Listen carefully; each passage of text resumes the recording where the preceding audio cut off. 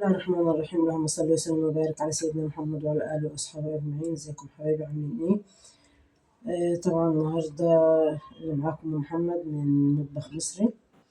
طبعا حبايب قلبي النهاردة عاملة فرخة اهي زي ما شايفين كده.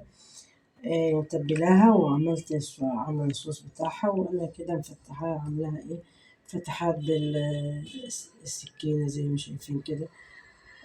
طبعا ايه بس حبايبي طبعا قلت اصورها معاكم يعني ايه البداية والتقديم وكده. ماشي. طبعا انا حاطة هنا بهارات وطبعا الدقة اللي شايفينها دي فلفل حار وطبعا ايه ومرقة.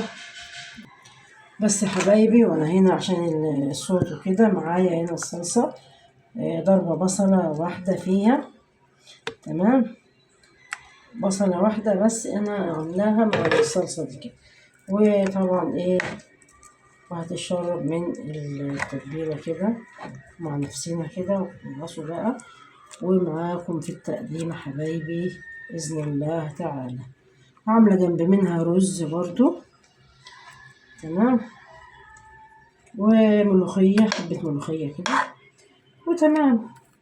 امبارح عملنا فراخ بانيه بس ما صورتش.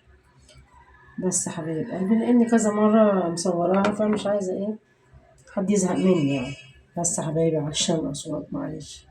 وتفضلوا معانا يا حبايبي. الفراخ استوت زي الفل اهي زي ما شايفين، بسم الله ما شاء الله.